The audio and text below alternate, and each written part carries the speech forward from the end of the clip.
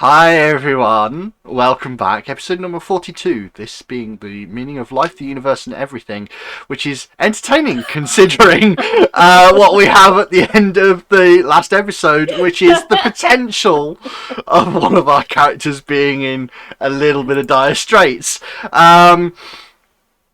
We're going to go pretty much straight into this because we had tech issues and delays on the previous episode. That means that we have slightly less time to record this one. So we're not going to hang around other than to say we hope you're enjoying it. Please like and subscribe. It makes a world of difference to us. We've been teetering on that edge of 100. We've been on 90 for a while, and we keep every now and again we get one person come in and then somebody drops out and then somebody comes in and we sort of cycle around that 90 mark. So yeah, likes, subscribes, they mean a hell of a lot to us, and we realise that we prioritize real life over recording these things, which means that we have missed sessions, but generally speaking we do try our best to make sure that stuff goes out. So please the more you can do the better. Right, you lot, we're going straight into this. We've got that combat music going back up again. Here it is. Oh, can't be helped, can it really? Neffy, yeah, you've just gone full and down, not looking too healthy for yourself, I have to say. No. I've not better. The normal thing to do at this point would be to move you in the initiative order so that you are just before the creature. There's no real reason to do that because in the initiative order you are just before the creature. So I don't think there's a real need to shift you around on this one. Everybody's going to get a chance. That was all three of its actions to take you down and do a bit of damage to Olorin, which makes it Inva's turn. Who is going to cast Stabilize on Neffy? Never has done this before. Right, Yes. You are no longer dying. You do not have the dying condition. You are, however, still unconscious and flat-footed and prone and all the rest of it. But you do not have the dying. Go for it. That is two of my actions. With my third, I'm going to ask the winged eyeball that I summoned if it would mind casting Heal, being an angel-type creature, on Neffy. Okie dokie. It casts it as a first-level spell. Taking its two actions, yeah. So it's 8 plus whatever it would do as the first-level thing. D8. 8 plus D8. Okay.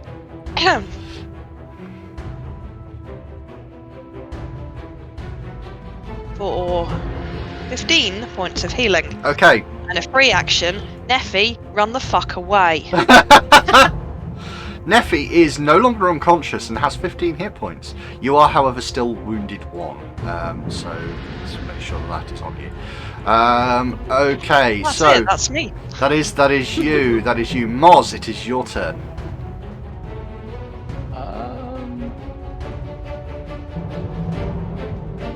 He's gonna duck around the table. He's going to assume that Neffy's going to get the hell out of the way. And basically go for a first strike, high and down.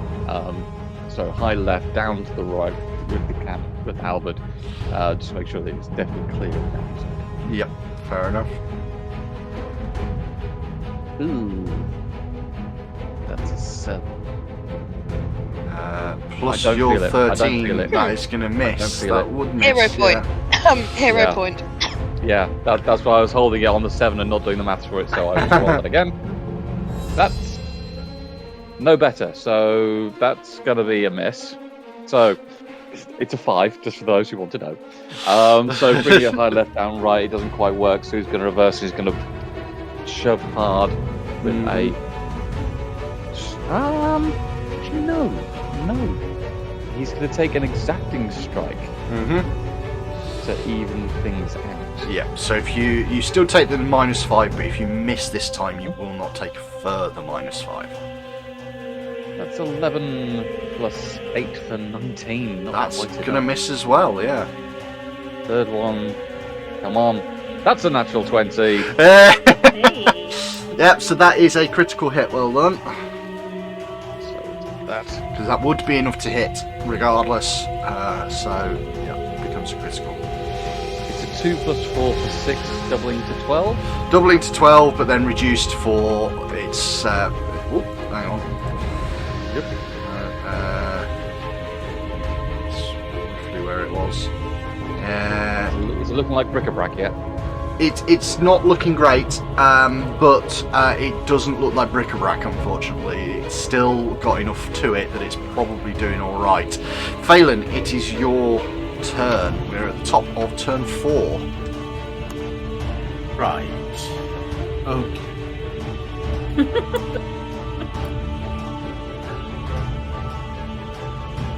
I don't think there's an awful lot of point in healing Neffy. Because she'll just jump up and down going, hit me, hit me, hit me, hit me, hit me.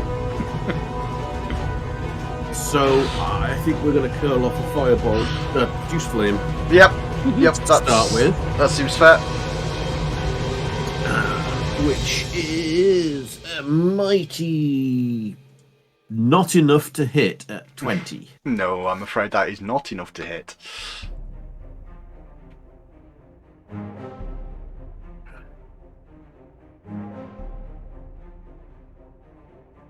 So I am going to move over here, Mm-hmm. behind Moz and next to Neffy, in case I have to squeeze a one-action heal in there somewhere in a following turn. Yep, And Olarin's going to have a bitey bite, yep. which is insufficient. Okay. Swings and misses here, quite a few of them. Neffy. Go on then, what's Neffy gonna do? I get the hint. Neffy gets the hint. She's gonna backwards roll out of the way. So, standing up is an action. Yep. Mm-hmm. So that's the first thing you're gonna have to do. She's gonna go there. Okay, so that's 2 actions to get to there. You still have 1 action left.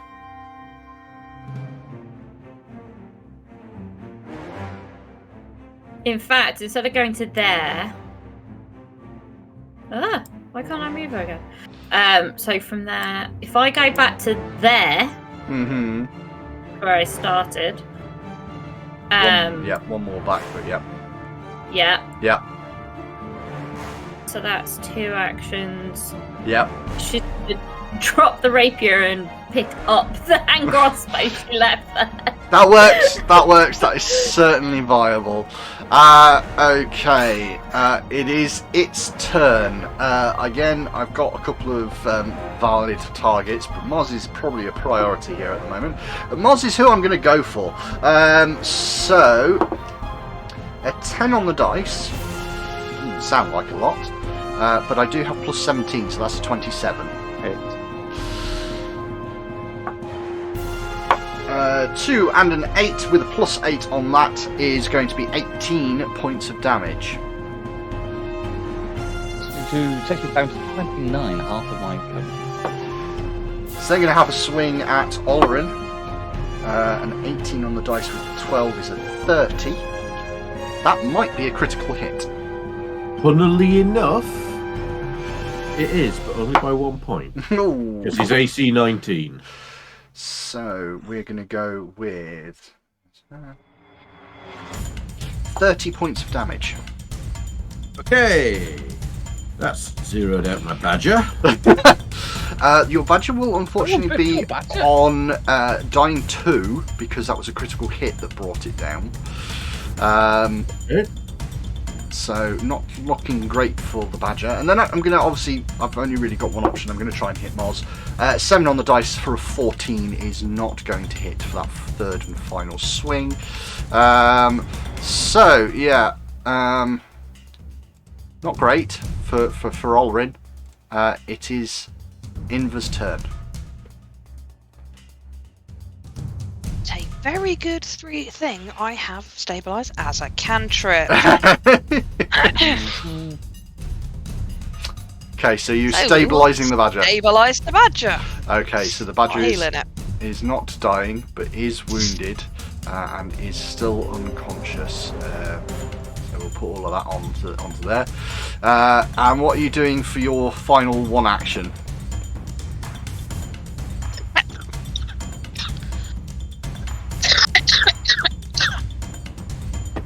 Preferably not choking on air.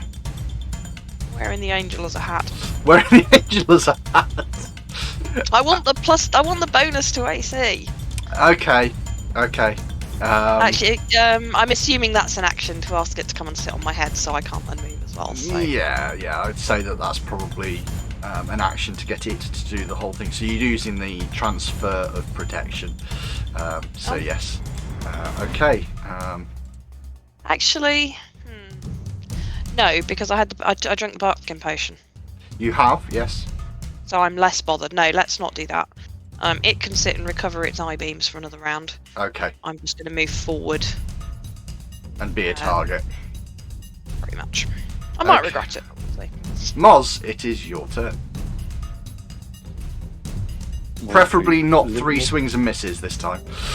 Yeah, well, I'll tell you what. I'll take 2 swings and a better critical. Just looking at the physics of it, because we're forming this nice blocking line from Nephi. If I were to take cover here on this side of the cityscape, I wouldn't actually get any benefit, would I? You actually do. The take cover action doesn't care where you are in relation to the target. The idea is fundamentally, if you view no fighters being completely static, everybody is moving, everybody is shifting around. Taking cover around this table is the equivalent of using it to dodge and weave around and sort of take steps to the side, so it is in between temporarily and then stepping back into where you originally were. So that's the mechanic of it. Okay. In that case, then we're going to open up with a stab to the face with a halberd. Let's see how this one goes. That's an 11 plus 13. That's enough. That's a 24. That is indeed enough. Good. Oh, let's stick with the metalworks. And we're going to go for a 3 and a 4 for 7 points of damage. Okay. Not a lot of that gets through, to be fair. That's okay. Check the blue stuff out. Pushing. Shove and they can't move.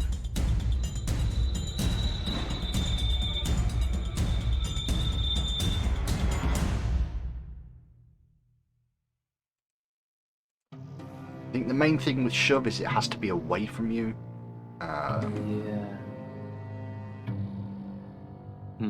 I'll take the brutish shove option on this one. Okay. Let's see how this one goes. That's a 15 plus 8 for 23. 23 is dead on what you need to hit. And that'll be 8 plus 4 for damage. Okay. So again, another chunk out of it. It's still not dead. It's not looking good though now. I want to corner it. I want to bash it back into that corner. Okay. Take up a defensive posture and effectively take cover up against the cityscape. So not having agitated it and knocked it back, I want to force it. Okay. For my 3. It is Phelan's turn. Okay. Since I've seen Invar stabilize Olerin, I am less worried about just kicking straight in and healing him. So I think what we shall do is lob a produce flame bolt at it, because that seems to really mess it up. For 24 to hit. That is a hit, so we're on 4d8. Get it right this time. You can have 25 fire. Well, it's a good job that some of you have got fire available, isn't it? Because as that bolt hits, the whole golem just engulfs in flame. Oi, that's my badger! Oh dear, oh dear. Yeah, the whole body starts to burn and crisp. There's a kind of shrieking sound. Now that you're up close and personal, it's less like a shriek. It's more like that sound that wood makes as it rubs against itself, but just amplified. And after a little bit of time, the body just crumbles and collapses onto the floor. Completely gone. There is nothing left of it. Right. 2 action heal animal on Olorin. Yeah. Mm-hmm. Yeah. No messing. No messing. Just throw that heal spell in. Right, so that's 19 back on him straight away. 19 straight away. Okay, and he is no longer unconscious, or prone, or flat-footed. And that is that. What do you want to do, guys? I was going to take a look at this city. I think I'm going to spend 20 minutes doing medicine on Olorin and Nephi to get rid of those wounded conditions. Yep. So by all means, I believe you can just sort of roll those in the background, and yeah, you're almost at the point where that's automatic anyway. And just whisper over the various heal amounts to the corresponding people. Looking at searching various other bits and pieces. Okay.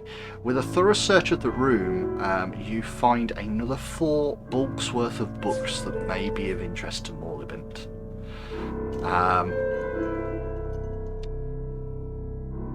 However, there are a couple of other bits and pieces in here which are worthwhile.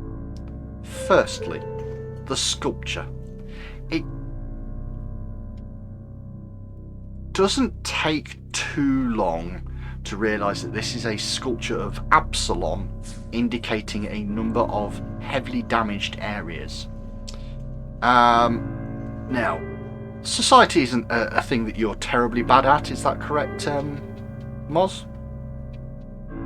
Just double checking myself, but I do believe I'm actually fairly good at it. Yeah, I'm trained in it, and I have a +8, so it's some knowing how societies function and being able to investigate them is something that's in his wheelhouse. Looking over it a little bit and thinking back to your various bits and pieces of learning and understanding of the world that you've done, you realise that the damage actually does match areas that were or have been damaged over the last sort of centuries, and the various sieges that have hit Absalom and have been repelled up until roughly about 500 years ago. So it doesn't include some of the more modern sieges, like the Red Siege, the Siege of the Ravenous Raja, or the Black Echelon Uprising, which have been things that have happened to Absalom since. But it does mark areas that were damaged during sieges before that. I take it it's not magical in the same way as the not a laser death trap room on it. No, it's not magical in any way, shape or form. It just seems to be a depiction of Absalom and the various areas that have been damaged.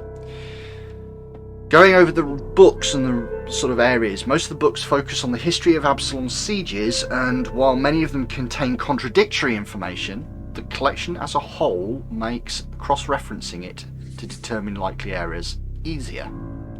If you wish to pursue these books, you will also find that there are heavy annotations in all of them.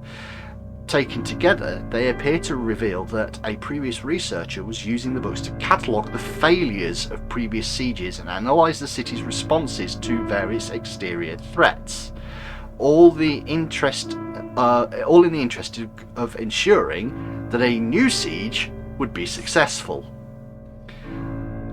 You can, should you decide to, utilise the books in this room to give you a +1 bonus to investigate the history of sieges of Absalom. That would be awesome.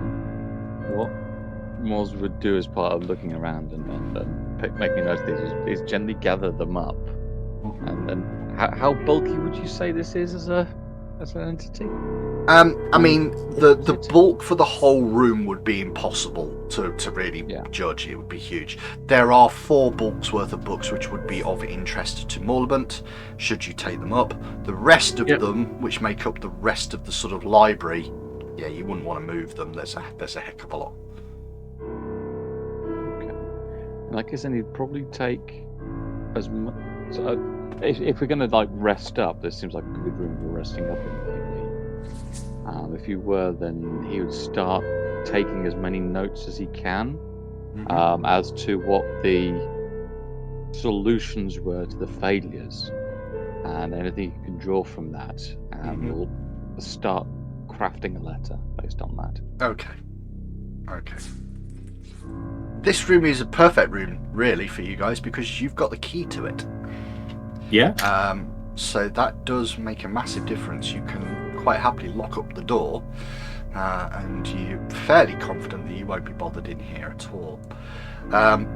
Is that the desire of the group? Are we doing a long night's sleep? Okay then. All of you are able to fundamentally heal to full, because Phelan will be able to tend to your wounds over time, and be able to deal with all of those sorts of problems. In addition, you will want to press the rest button on the character sheet just so that you reset any spell slots or anything like that.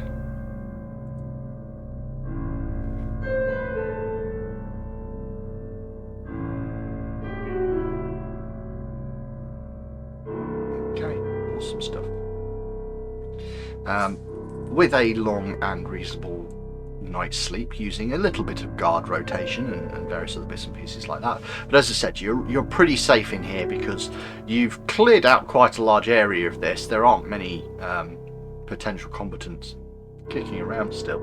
But also the door is locked, and you know where the key is. So as I say, there's very little opportunity for something to go wrong.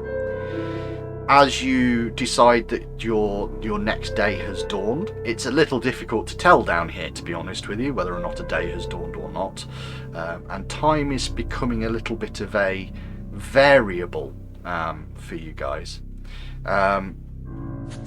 You unlock the door, and having a look down the corridor, nothing seems to have changed.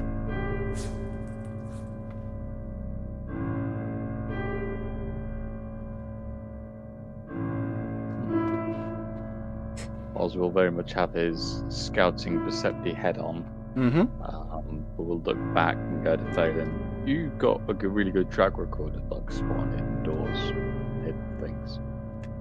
Do you mind keeping that sharp eye of yours out and about, as much as it's quiet down here? I'm not feeling like being surprised.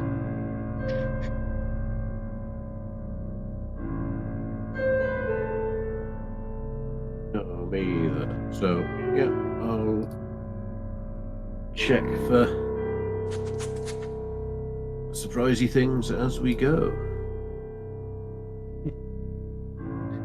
Carrying on seeking, as it were.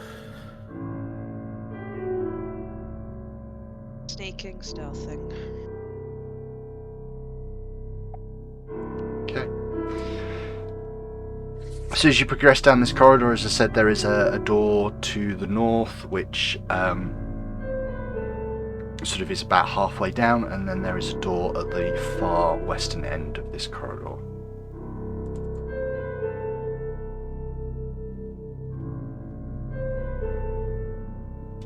Oz will follow on their feet, but with a hand hovering over their shoulder, and when they start running too far, it's just like that. Gentle. No, not full collar grip. No, come back here. Just are you thinking about it? You're thinking about it. Are you thinking about it? I can feel the sass party resonating older from brother. here, but I can't feel it. We have party mum and dad. Now we've got the older brother.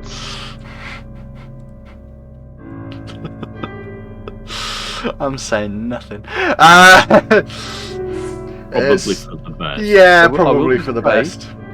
I will just say, I can't see Becky's mic initiating. No. No. What have you done? This is why Good. I've got Gonna muted pause. yourself I'm on gonna- the mic. They're back. They're back. Honestly, this happens like every so often, but there's no reason it does it. Anyway, we're back. Okay, so what we're doing?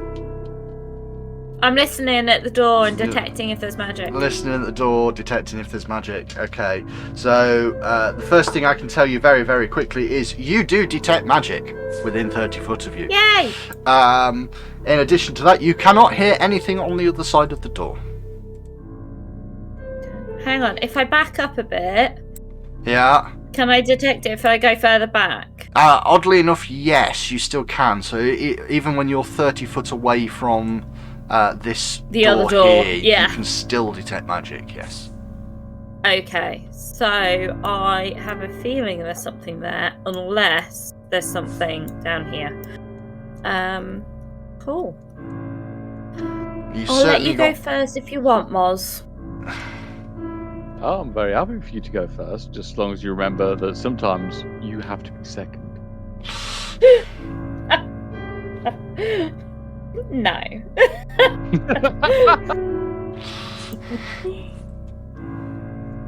Go on then. I look to Mum and Dad to see if I'm allowed to open the door, like with my hand on the doorknob.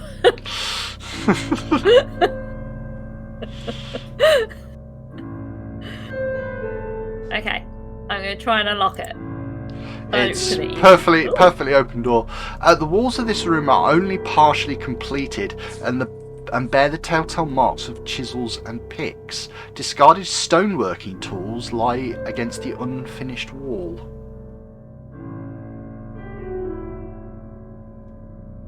Can we go in the room? No one's stopping us, she's in. Doesn't take long.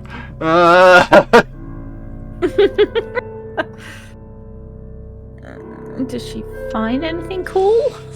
So looking around, taking a bit of time, you do spot that one of the picks doesn't seem to have decayed or broken down in any way, shape or form. It just looks to be in too good a condition.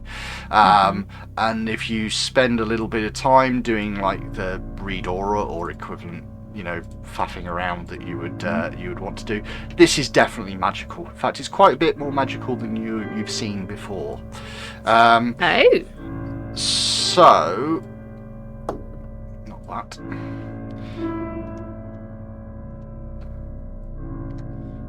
I would like you each to roll.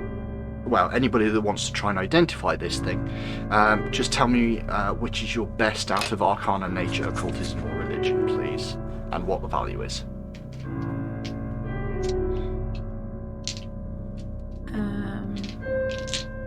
Nature of 12. Occultism 9. Occultism 7. Arcana 8. So everybody but Moz basically works out that this one. Moz isn't entirely convinced. It's not really his sort of general thing, looking at this sort of stuff. But the rest of you do identify this as a +1 striking pick. Which is pretty reasonable when you get down to it. Obviously striking means that its base damage dice is increased by 1.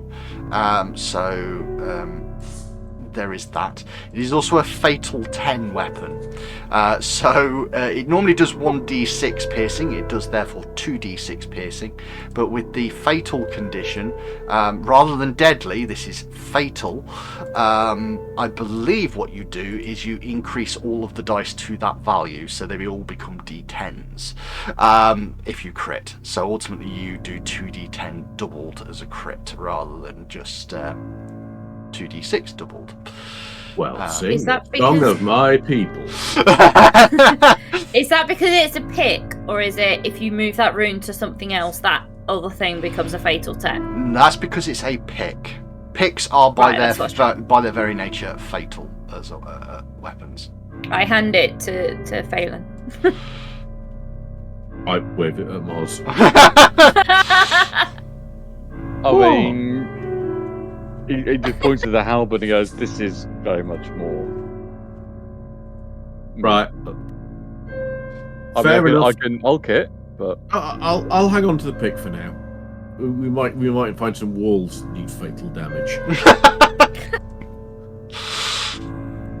I mean, if we really want to soup this up, I mean, we can certainly see what that pick can do to this. We should take the head off it and put it on the butt end of your halberd. I'm liking the thinking. That doesn't sound like a terrible idea. I love it. The weighting issue that would be on that. Oh my god. Oh, that's a Mars problem. It's not a Phelan problem. I believe I can take a further class in Dervish. And whirl. Yeah. Oh dear. Anyway, yes, that's what you find in that room. Right. Pop it in the loot box along with those books.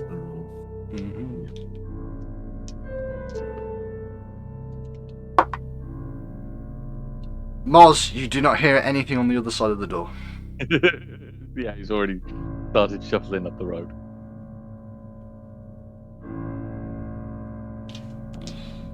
Nothing? Can I Do you want to double check this one? Nephi, you do not detect any sound, but you still detect magic. Ooh. You go ahead of the if you want. Is Inva doing all of her ghostly spiritual stuff? I did wonder because you appear to be choking quite bad a moment ago. Okay. Let me just have a quick look. You detect spiritual energy on the other side of the door. The nature would be a haunt of some description. I back up. Oh, good. So that realistically means I'm somewhere further forwards. Mm-hmm. Yep. I mean, it's about the best time of day to go and tackle something like that. We're all fully rested and fully staffed. Yeah. I was going to say, we have no idea what actual time of day it is. It could be the middle of the night. I just don't know.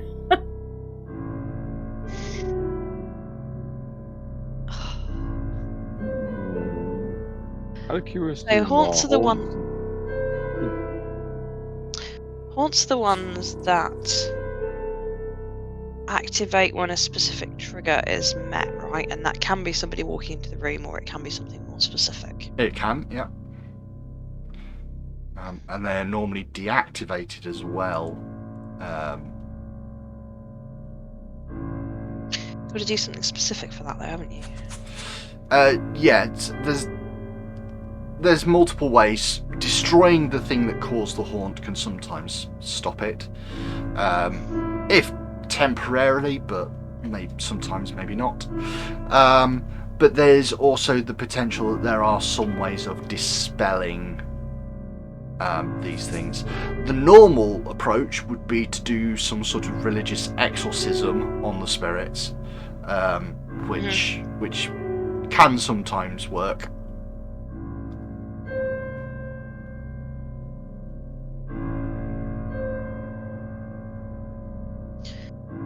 Yeah, it's something I can do yet.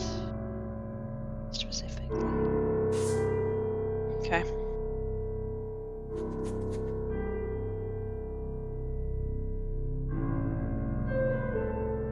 No, I'm still at the point where I can gather up the wispy bits of it, and that gives us a clue as to how to disable it if needs be. Mm-hmm. Okay, well, I should go and have a look, see what it actually is.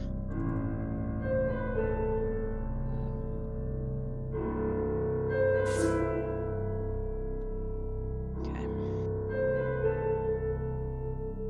Open the door. Okay. This 10 foot by 10 foot chamber appears to have two objects in it: a wooden barrel and a metal bin. The air in this room feels blisteringly hot, although the source of the heat isn't apparent. Neither the wooden barrel containing a few iron scoops nor the metal bin with a hatch-like lid seem to be the source. As you step into the, or as you open the door, the thing,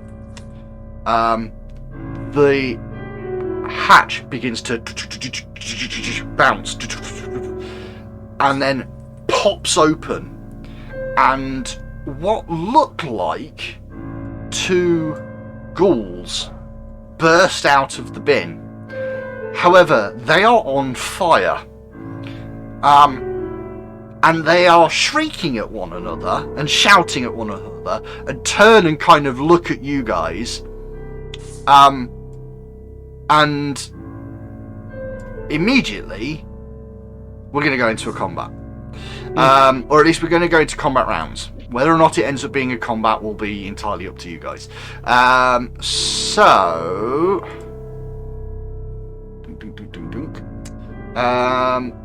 I will need initiatives, please. I am going to take both of those off. Are we getting +1 as well? You are getting +1, and I Yeah. believe if you were being stealthy, you get to do all of that sort of stuff as well. So 18, please. 18 total. It's not very much like you, is it? 10 on the dice. Oh dear. That average. Just these ones off. Okay. That Corin doesn't need to be there. 18. Okie dokie. Moz. 15 total. Is more 15. fun. Not your best rolls at the moment, is it? Nope, no strong suit.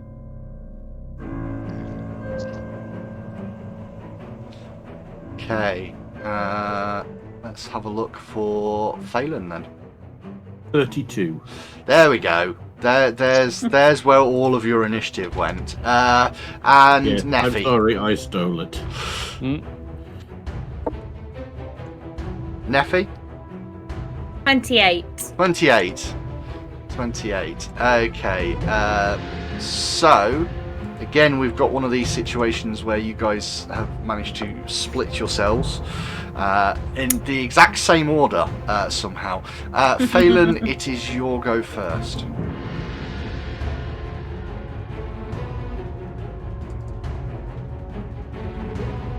Don't forget, this is a haunt. Yes.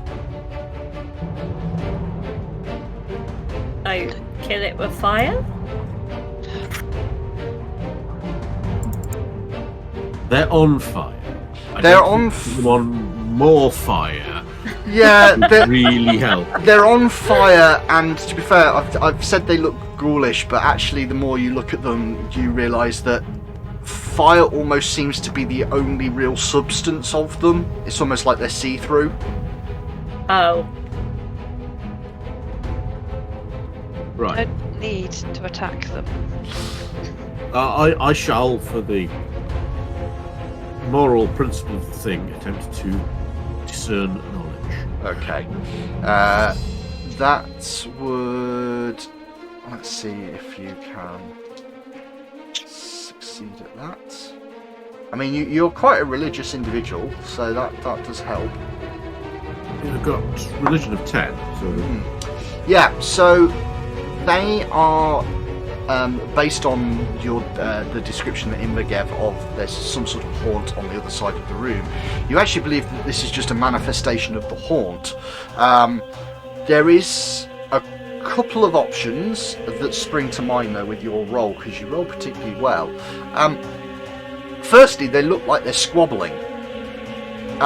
If you could intimidate them out of their furor and ferocity, and cowl them somehow, that might do it. It seems very poignant that they're arguing with each other, so you think that might be something to do with it. You also are well aware that you could potentially just try and use your religious knowledge to get rid of the ghosts, and a little bit of an exorcism attempt might work. Try giving them the mum voice. Is that with an exorcism, or are you going to try and intimidate them? No, that's me suggesting to him. Okay. You still have 2 actions. Okay, I will try. Given my intimidation is a mighty 1. I will rack my little fuzzy brain for exorcism options with religion. Okay. Make a religion roll, please.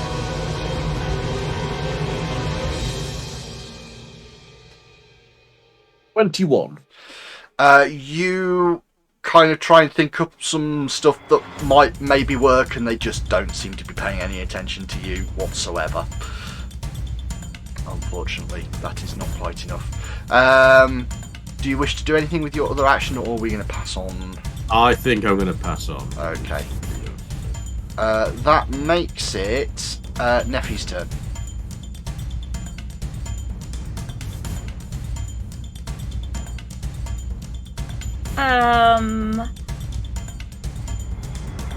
Because I'm assuming Invar's kind of giving us a stern look of we don't hit them. Yet. I'm gonna actually pass on my turn. Okay. And wait until Invar has done something. Okay. It's at this point that the ghosts start to act. The chamber of heat and the burning that comes off of them, you can see the tendrils of fire kind of start lashing out, and they are going to attempt to hit, make an attack against Inva. Okay. Just check something.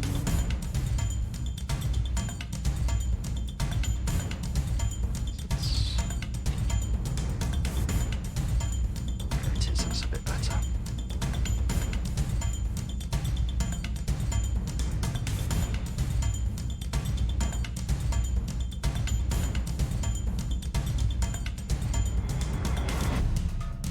Okay.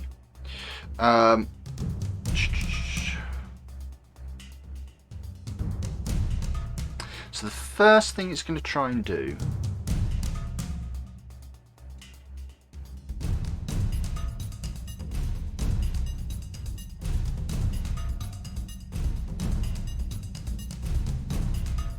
is lash out at Imber. So that is a 2 on the dice. So 16 in total. No. It'll try again. Another 2 on the dice. We'll ignore that. That's only 11 in total. This could be the least effective rolls. Yeah, that's going to just miss. It's just going to miss 3 times. But these fire tendrils kind of come out and try and latch onto you, and it does absolutely nothing. Inva, it is your turn. So I'm going to take Phelan's advice and look at them, and then spend 2 actions casting Calm Emotions. Okay. Which is the equivalent of yelling, "Everybody calm down, damn it!" So that has a DC 19 will save, please. You cast that spell, and it seems to have absolutely no effect at all. Okay. In that case, I'm going to use Intimidating Glare on the one in front of me. Fair enough. So, Intimidating Glare allows you to do this as in without using... Demoralising, but with a stare. Demoralised, but with a stare. Okay, make that intimidation check, please. Essentially, it's yelling at the kids to shut up and calm down, and then glaring at them if they haven't. Mm-hmm. And we'll see how well that goes in this life. Mm-hmm. I'm going to hero point the 2. 14 and 11 for 25, please. As you stare at one of these ghosts, it shouts. You can still see the animated shouts and everything else, and then all of a sudden, there's sort of like a bit of quiet pointing, and you can see and they look over in your direction, and then it's almost like they climb carefully back into the metal bin, and the metal bin lid shuts, and all of a sudden the heat dissipates from the room, and the whole place is nice and quiet and calm, and that is the end of that encounter. Shut the door. Amazing. Lock it up. Move on. You are very aware that what you have just done has actually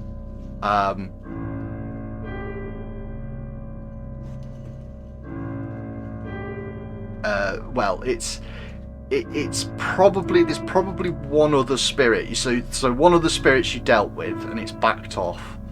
But yes, the heat is still there in the room. But you'd imagine, potentially, if you were to open up the furnace and cowl the other one, it may actually destroy the haunt. Give it a go. Okay. You step up, and as you open up the lid, you can kind of see one in there, still burning away. Make that intimidation check. And I'm going to use my other hero point on that 5. Well, Or it's a probably 12 plus 11 with 23. Yeah. And over time, that one just seems to shrink and disappear, and there is no sign of spirits or haunts in this chamber at all.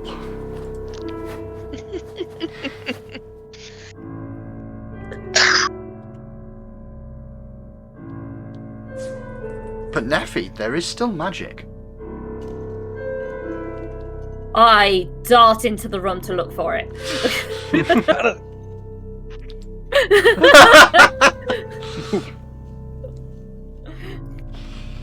What can I find?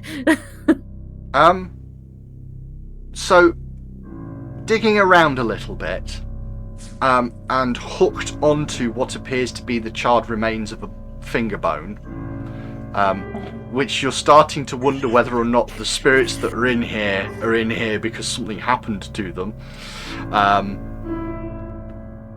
You find a ring. Ooh. You look it over.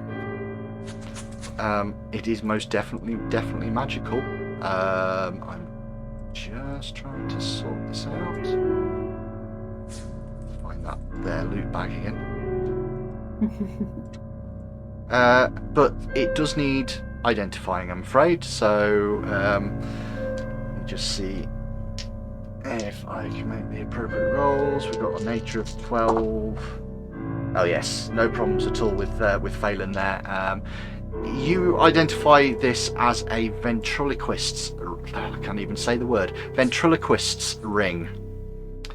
This elegant copper ring has a miniature image of songbirds engraved around its circumference. You gain a +1 bonus to deception checks. Once per day for a 2-action interact, you can twist the ring around your finger, which allows you to magically throw your voice with the effects of a ventriloquism spell. Oh, cool. That's awesome. It does have like a slightly different design to ones you've seen before. There are some odd little glyphs around it, but it's the magic in and of itself is a ventriloquist ring. It's just a very old design. An older meme, sir, but it checks out. It's already on Neffy's finger. No, I'm kidding. Invar would kill me. I hand it over.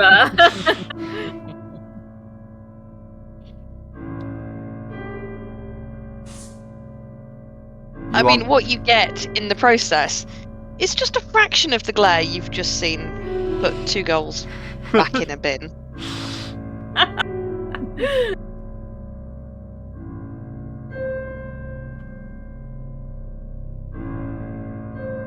So, I assume that's found all the magical things that I could sense. Yeah, closing it off and around you, that is all that you can sense and all you can feel. So I'm going to pose a question. Considering you've now cleared this northern corridor and you've dealt with this, I believe you have only really 2 places to go. One is to the south of the circular chamber, where you've seen a door at the back there, but would involve you having to somehow bypass that or get through that room and survive the negative energies therein. The other option is that you're going... Well, actually, there is a third option. The third option is potentially you're just ignoring the rest of this place and going down a level. But there is that big temple to a dark outer god. Now, I'm posing you the question, but actually you've got 2 weeks to decide, because it's time for us to stop now. It's time for us to take our leave of this week's recordings and wait a little bit of time. But I believe that should be something that you 3 need to talk to each other about, where you're heading. You 3, you 4. My maths is awful. You 4 need Welcome to the club. You need to work out where you're headed next, and yeah. Good luck. You mean we don't get to have an in-character discussion about it next time? Well, you can, of course. We probably will, because we'll have forgotten that we were meant to talk to each other. Oh, yeah. I was going to say, ADHD brain, doesn't want to put this in a diary so we can come back to it before they click. Yes, Stay in character. I would certainly suggest having at least a little bit of option discussion out of character, because there's going to be some out of character considerations potentially. Right, everybody, it's time for us to probably get some sleep.